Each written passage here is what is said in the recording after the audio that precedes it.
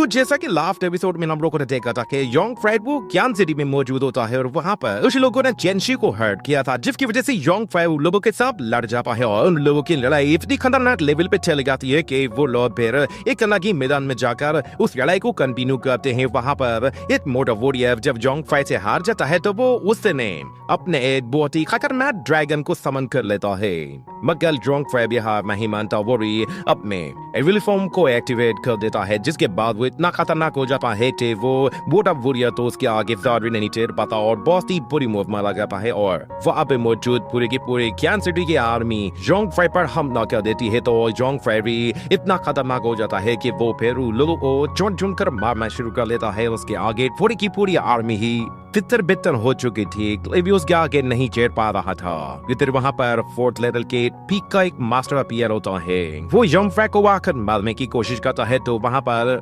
ब्रोंगफू उस अटैक को रोकने की कोशिश करता है, मगर वो भी इंजर्ड हो जाता है और वो मास्टर पेयर दोबारा से योंग फ्राइड पर हमला करता है। तो योंग फ्राइड उस जैक हैंड को अपनी तरफ आता हुआ देखकर चेंशी को बचाने के लिए अपने सामने एक बड़ी सी शील्ड एक्टिवेट कर देता है, मगर इसमें दिखाया जाता है कि वो जैक हैंड जितने ही उस शील्ड को चाहकर हिट करता है तो वहां पर एक जोरदार धमाका होता है। वो धमाका इतना ज्यादा खतरनाक होता है कि वहां पर जमीन टुकड़े टुकड़े होकर रह जाती है और हर जगह धुआं ही धुआं फैल जाता है और हिट धमाका बहुत बड़े एरिया को अपनी लपेट में ले लेता है, जिससे चारों तरफ बहुत ही जोर तबाही होती है और हमें चेंशी के फेस के ऊपर ब्लड गिरते हुए दिखाया जाता है, जो कि असल में योंग फ्राइड का ब्लड होता है। ये देखकर चेंशी भी काफी डर जाती है। उसे दिखाई देता है कि इस अटैक के बाद योंग फ्राइड बुरी तरह से हर्ट हुआ है, उसके इंटरनल ऑर्गन्स डैमेज हो चुके हैं, जिसकी वजह से उसके मुंह से खून निकलने लगा है। योंग फ्राइड इस अटैक के बाद काफी ज्यादा कमजोर हो चुका था, वो घुटनों के बल आ गया था और उसके ऑर्गन्स डैमेज होने की वजह से उसके मुंह से बार बार खून निकलने लगता है, जिसके बाद चेंशी फौरन से उसके मुंह पे हाथ लगकर उसके ब्लड को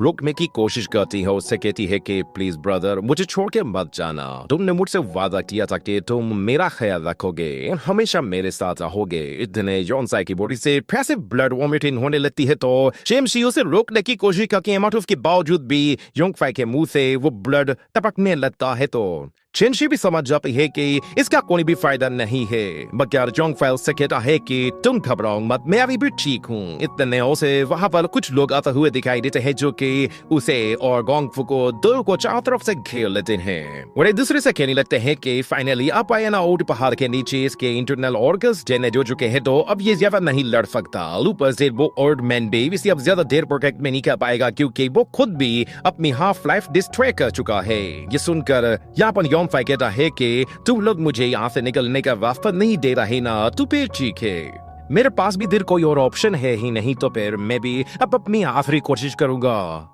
मगर यहाँ पे खड़ा हुआ वो मास्टर कहता है कि नहीं तो तुम मौत के मुंह में जा चुके हो, ऊपर से अब भी तुम ये सपने देख रहे हो कि तुम यहाँ से निकल जाओगे। मेरे होते हुए तो ये बिल्कुल भी पॉसिबल नहीं है। मगर यहाँ पर योंग फ्राइड कहता है कि जब बाहर निकलने का कोई भी रास्ता ना हो तो फिर अब कश्ती को आग लगाकर ही निकलना होगा, क्योंकि अब वापसी का कोई ऑप्शन नहीं है। मेरे फादर ने मुझे एक मरतबा बताया था कि ब्लड रिवर्सल टेक्निक इतनी खतरनाक है कि ये हमारे ब्लड के साथ साथ हमारे कैरेक्टर में भी न जाने कितने ही चेंजेस लेकर आती है। एक मरतबा हम लोगों ने ब्लड रिवर्सल टेक्निक को यूज कर दिया तो उसके बाद लाइफ एनर्जी पूरी तरह से खत्म हो जाती है। इस टेक्निक को यूज करने वाला कोई भी बम्बर आज तक सर्वाइव नहीं कर पाया। ही कहने के साथ ही वो फौरन से गोंगफू से कहता है कि फौरन इस लड़की को संभालो। ही कहकर वो चेंशी को उसके हवाले कर देता है, तो वो गोंगफू वहां से चेंशी को दूर ले जाता है और योंग फ्राइड वो अपनी फुल पावर को अनलॉक करने के लिए अपनी उस एविल पर्सनैलिटी को पूरी तरह से रिलीज कर देता है, उसकी चेंस को भी तोड़ देता है, जिसकी वजह से वो एविल बॉडी अब पूरी तरह से योंग फ्राइड की बॉडी के साथ मर्ज हो जाती है और उसकी पावर अब पहले के मुकाबले में कई गुना ज्यादा बढ़ जाती है, जिससे हमें योंग फ्राइड की बॉडी के चारों तरफ एक बहुत ही खतरनाक ब्रेब एनर्जी और दिखाई देता है। ये एनर्जी इतनी ज्यादा खतरनाक होती है कि इससे वो मास्टर भी हैरान हो जाता है और हम लोग योंग फ्राइड के चारों तरफ वो ब्रेड एनर्जी सर्कुलेट होते हुए देखते हैं। उसके पीछे अचानक से जमीन से जायंट हैंड बाहर निकल आता है, जिसे देखकर वो सोल्जर्स बहुत ज्यादा डर जाते हैं, क्योंकि योंग फ्राइड के पीछे एक जायंट डेमोनिक बॉडी बाहर निकलने लगती है।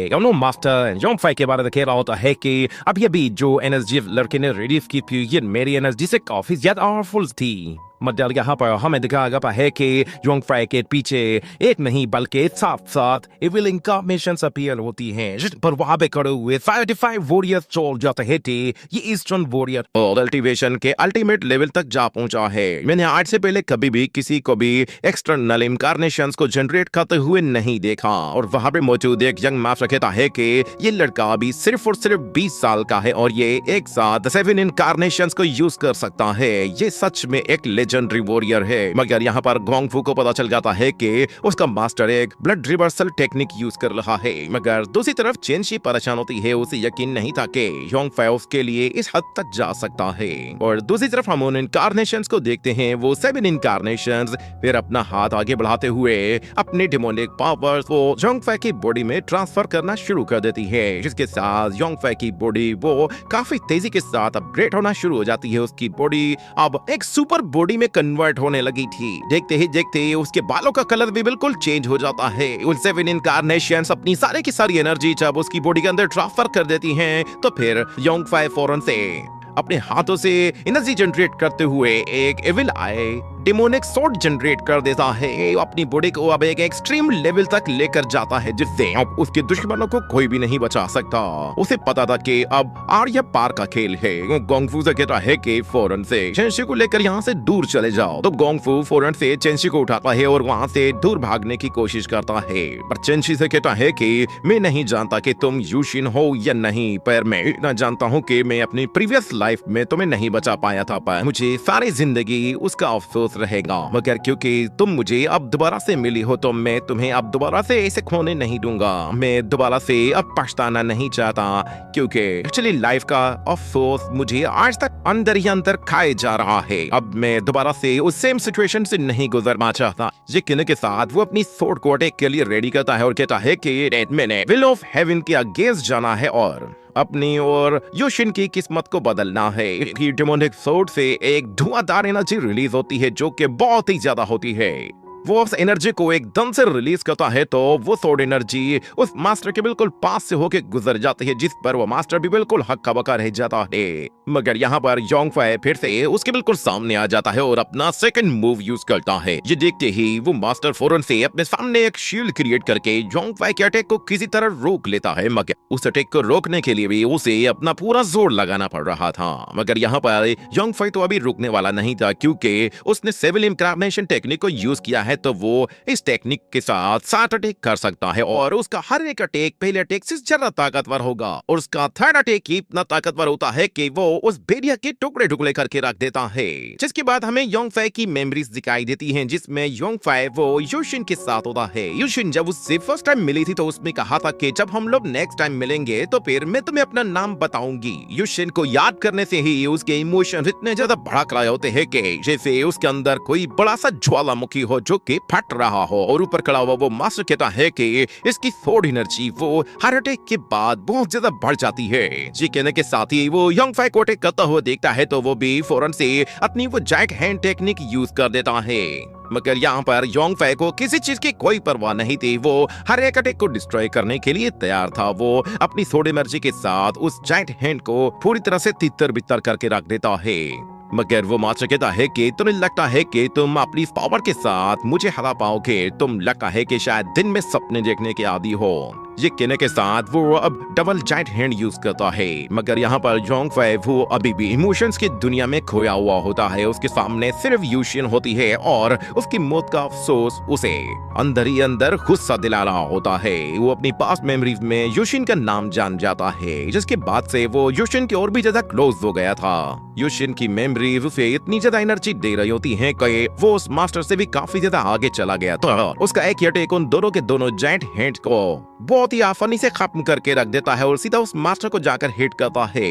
इस अटैक की वजह से वो मास्टर भी इंजर्ड हो गया था और उसके मुंह से भी खून निकलने लगा था। मगर जब वो योंग फाई की तरफ देखता है, तो उसे पता चल जाता है कि ये लड़का अपने हर एक स्वॉर्ड एनर्जी अटैक के साथ अपनी लाइट पावर को यूज कर रहा है। देखते ही देखते यहाँ पर योंग फाई अपनी स्वॉर्ड को हवा में लहराता है, तो तो उसकी सोड एनर्जी पूरी तरह से पूरा का पूरा आसमान ही कवर कर लेती है। ये देखते ही वो मास्टर कहता है कि तुम्हें लगता है कि मैं तुम्हारे सामने हार मान जाऊंगा। ये कहने के साथ वो फौरन से अपनी 10,000 सोड टेक्निक को यूज करता है। वो 10,000 सोड बहुत ही तेजी के साथ योंग फै की तरफ जा रही होती है, मगर यहाँ पर योंग फै का गुस्सा वो सर चढ़ता जा रहा होता है और उसे अभी भी उन ड्रीम्स में यूशिन दिखाई दे रही होती है। वो उसे अपनी आंखों के सामने मरता हुआ देख रहा है और उसके लिए कुछ भी नहीं कर पाता, क्योंकि वो अपनी पास्ट लाइफ में अपनी कल्टीवेशन को डिस्ट्रॉय कर बैठा था। मगर इस लाइफ में वो अभी सर कुछ भी नहीं करने वाला था। वो हर हाल में सेम सिचुएशन को रिपीट होने देने वाला ही नहीं था। वो कह रहा है कि प्लीज गॉड मुझे मेरा ब्लड और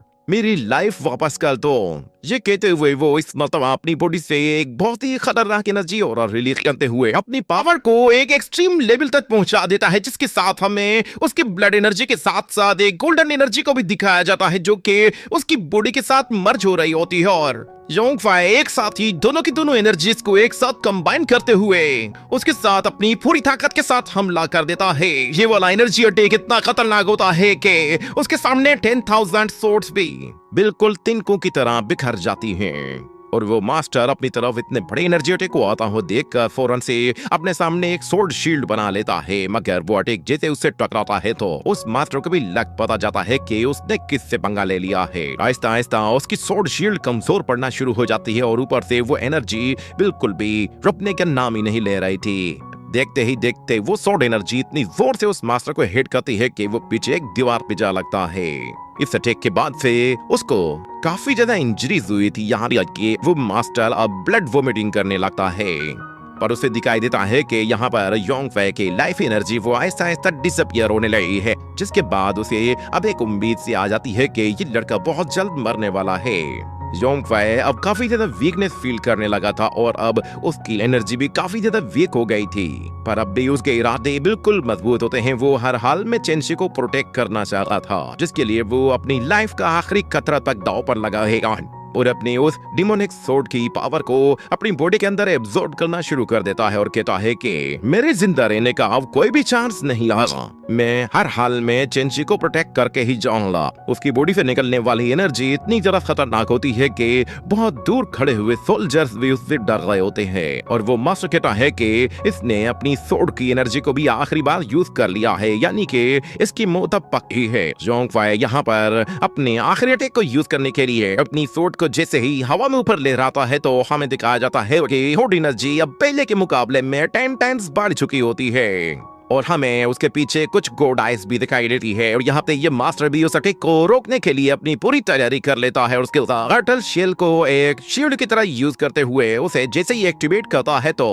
वहां पर उसके चारों तरफ एक डोमेन एक्टिवेट हो जाता है और उसके चारों तरफ एक बहुत बड़ी टर्टल शील्ड एक्टिवेट होना शुरू हो जाती है, जो कि जमीन से योंग फै के सामने आती जा रही होती हैं। मगर योंग फै को उसकी कोई परवाह नहीं होती कि उसके सामने अगर मल्टी लेयर शील्ड है। वो बस एक ही बात सोच रहा था कि उसे अपने एक अटैक में अब पूरा खेल खत्म करना है। वो कहता है कि भले ही मेरे पास अब ज्यादा लाइफ नहीं है, मगर मेरे पास एक चांस मौजूद है जिससे मैं पूरा का पूरा खेल खत्म कर सकता हूँ। वो तेजी से भागते हुए उस शील्ड की तरफ चला जाता है और जैसे ही उसके करीब पहुंचता है तो वो फिर से अपनी पास मेमोरी में चला जाता है, जहां पर वो यूशिन के साथ होता है। और ये इमोशंस ही होते हैं जो कि उसकी पावर को और भी ज्यादा बूस्ट कर रहे होते हैं। उसका गुस्सा बढ़ता जा रहा होता है, जिससे उसकी पावर भी बढ़ती जा रही होती है। यूशिन उसकी लाइफ में बस अकेली एक ऐसी लड़की थी जो कि उसे पसंद करती थी और उसे सबसे ज्यादा रेस्पेक्ट देती थी, मगर पूरी दुनिया ने योंग फै को ठुकरा दिया था क्योंकि वो अब कल्टीवेशन नहीं कर सकता था। सिर्फ यूशिन का एक सच्चा प्यार था जिसकी वजह से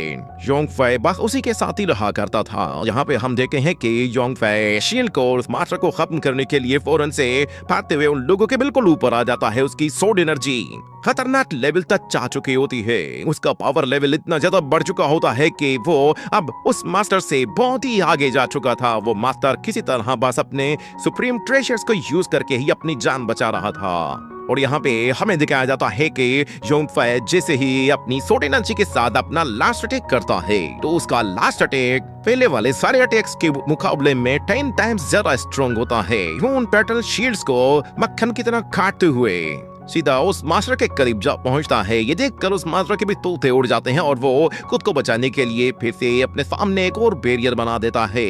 मगर वो सोड एनर्जी अटैक इतना खतरनाक होता है कि हर एक चीज को दो टुकड़े कर देता है। यहाँ तक कि वो पूरा का पूरा पैलेस ही बीच में से कट गया था और आसमान में मौजूद क्लाउड्स भी दो हिस्से हो गए थे। हर एक चीफ पूरी तरह से नेस्तो नाबूद हो चुकी होती है। योंगफाई ने कुछ भी नहीं छोड़ा था, मगर साथ में उसमें अपनी पूरी की पूरी लाइफ एनर्जी को भी गवा दिया था, जिसकी वजह से अब उसमें दोबारा अटैक करने की जरा भी ताकत नहीं होती और न ही वो अपने पैरों पर ठीक से खड़ा हो पा रहा था।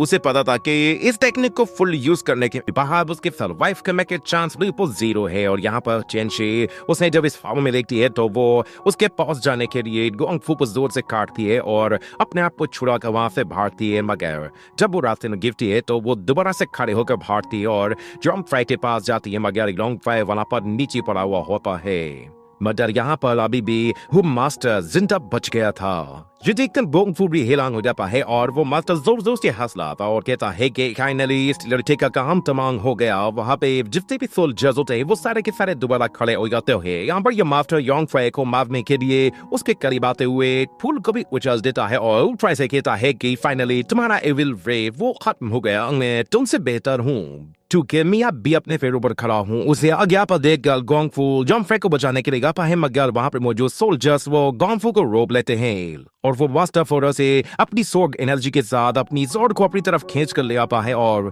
योंगफाई को मारने के लिए जैसे उसके करीब आता है तो यहाँ पर यूजिन वो सामने खड़े होकर कहती है कि मैंने एंडर ब्रदर को हाथ भी मत लगाना। मगर यहाँ पर वो मास्टर तो गुस्से में पागल हो चुका होता है और वो कहता है कि मेरे रास्ते से हट जाओ वरना तुम भी मारे जाओगी। उसे इस तरह देखकर गोंगफू समझ जाता है कि ये इस बच्ची को मार डालेगा, इसलिए वो कहता है कि कभी शामानी चाहिए, तुम एक 4th लेवल के पीप मास्टर हो और तुम एक छोटी सी बच्ची को मारने की धमकी दे रहे हो। और वहाँ पर लॉन्गजूरी कहती है कि सीनियर प्लेयर इस पर तरस खाइए। और वहाँ पे मौजूद जितने यंग मास्टर्स और सोल्जर्स होते हैं वो भी कहना शुरू कर देते हैं कि ये 4th लेवल का पीक कम आफ्टर है और ये छोटे की बच्ची को अगर मार देगा तो हम लोग बाकी लोगों को क्या मुंह दिखाएंगे। हमारा हाईएस्ट रेटिंग कम आफ्टर वो एक छोटी सी बच्ची को मार रहा है और ये बातें सारे हम मास्टर भी सुन रहा होता है। और दूसरी तरफ हमें दिखाया जाता है जोंगफाई को वो अपने ड्रीम वर्ल्ड में जा चुका होता है जहाँ पे वो यूशिन के साथ होता है और वो यूशिन से कहता है कि मुझे थोड़ी सी नींद आ रही है, मैं बस हल्की सी नींद करके वापस आता हूँ। मगर यूशिन कहती है कि ठीक है, अगर तुम थक गए हो तो तुम थोड़ी देर सो जाओ। ये कहने के बाद बूढ़ी उसके बराबर में सो जाती है और उसका हाथ थाम लेती है और उसे प्यार वाली नजरों से देख रही होती है। और इतने में हमें दिखाया जाता है कि योंगफाई को चेंशी के चिल्लाने की आवाजें सुनाई दे रही होती हैं, जिस पर वो उन फूलों से साइड में देखता है तो उसे नजर आता है कि वहां पर चेंशी उसके डेड बॉडी के ऊपर रो रही है। ये देखकर वो खुद भी हैरान हो जाता है और उसे दिखाई देता है कि चेंशी उसकी खातिर उस मास्टर की स्वॉर्ड के सामने खड़ी हुई है और वो उससे लड़ने को भी तैयार है। ये डेट पे है वो कहता है कि चेंशी मुझे उनसे बचाना होगा। वो यूशिन से कहता है कि मुझे माफ करना पर मुझे फट जाना होगा। तो यूशिन कहती है कि मैं जानती हूँ कि तुम्हारे लिए तुम्हारी अपनी लाइफ ज्यादा इम्पोर्टेंट है, शायद हमारे लिए मिलने का ये सही टाइम नहीं था। तुम्हें शायद इस वक्त वहीं जाना चाहिए जहाँ से तुम आए हो, क्योंकि शायद वहाँ पे तुम्हारी ज्यादा जरूरत है। हम लोग दोबारा कभी मिल लेंगे। इतना कहने के बाद वो ड्रीम वर्ल्ड डिसअपियर होना शुरू हो जाता है और जोंगफाई कहता है कि मैं तुम्हें पहले भी खो चुका हूँ मगर अब मैं दोबारा से तुम्हें नहीं खोना चाहता। मगर यूशिन से कहती है कि हम लोग बस थोड़ी टाइम के लिए ही दूसरे से अलग हुए हैं, मगर मुझे पूरा यकीन है कि हम लोग दोबारा एक दूसरे से जरूर मिलेंगे। जी कहने के साथ वो दोनों ही एक दूसरे से अलग हो जाते हैं और योंगफाई वो अपने ड्रीम वर्ल्ड से बाहर आने के लिए एक लाइट की तरफ आगे बढ़ता है और दूसरी तरफ हम देखते हैं कि वो चेंशी को मारने वाला होता है तो योंगफाई होश में आ जाता है और वो चेंशी को पीछे खींचते हुए उस सोर्ड पर एक जोरदार पंच दे मारता है, जिस पर वो मास्टरी हैरान हो जाता है। योंगफाई अपने पंच के साथ उस सोर्ड के टुकड़े टुकड़े कर देता है और साथ में उस मास्टर को भी उड़ाकर दूर फेंक देता है। सब लोग जोंगफाई पर दोबारा से हैरान होते हैं। उन्हें यकीन नहीं आ रहा होता कि जोंगफाई ने अपना पूरा लाइफ स्पेन यूज करने के बाद दोबारा से लाइफ को कैसे अचीव कर लिया है। और वो मास्टर भी बिल्कुल हैरान होता है और कहता है कि अच्छा तो तुम दोबारा से रीइंटरमेट हो सकते हो।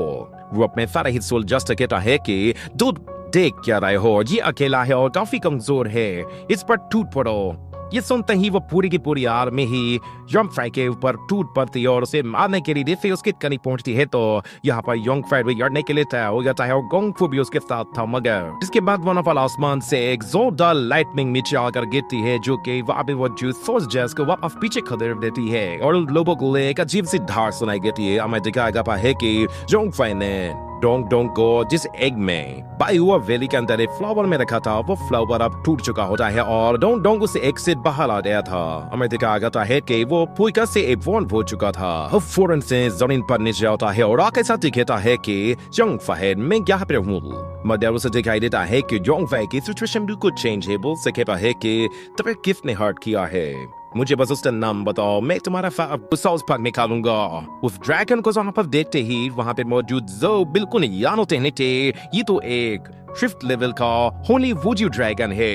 वो मास्टर उस ड्रैगन को देखते ही नोटू ग्याला हो जाता है क्योंकि उसे अपनी जान गया रही थी। मगर जब चेंशी उस मास्टर की तरफ इशारा करती है तो यंग फ्राई कहता है इस मास्टर को यहाँ से भागने मत देना, फौरन इसका पीछा करो। ये कहते ही वो फौरन से उस ड्रैगन के ऊपर बैठ जाता है और वो दोनों ही फिर उसका पीछा करते हैं। और यहाँ पे ये मास्टर बिल्कुल परेशान होता है और कहता है ये 5th लेवल का हॉलीवुड ड्रैगन यहाँ पर कहाँ से आ गया। अगर यंग फ्राई दोबारा से अपनी बड़ी डिमोनिक फोर्ड क्रिएट करता है और उस ऑर्डमेंट से कहता है कि तुम अब हेल में जाने के लिए तैयार हो जाओ। ये कहने के साथ वो प्रजापति उसकी बॉडी को काट कर उसके 2 टुकड़े कर देता है जिसके साथ उसका खेल वहीं खत्म हो जाता है। और साथ में यंग फ्राई अपनी सोर्ड को छोड़कर नीचे गिर लाता है तो डोंग डोंग ये देखते फौरन से नीचे की तरफ जाता है और जाते खाते यंग फ्राई को कैच कर लेता है जिस पर टेंशन के ये ड्रैगन सच में काफी औसम है।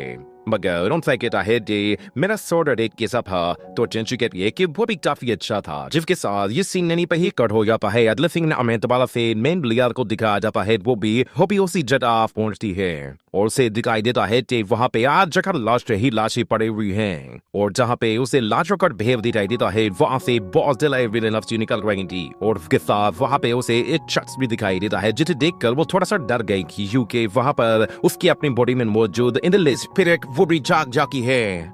और इसी के साथ ये एपिसोड यहीं पे ही एंड हो जाता है।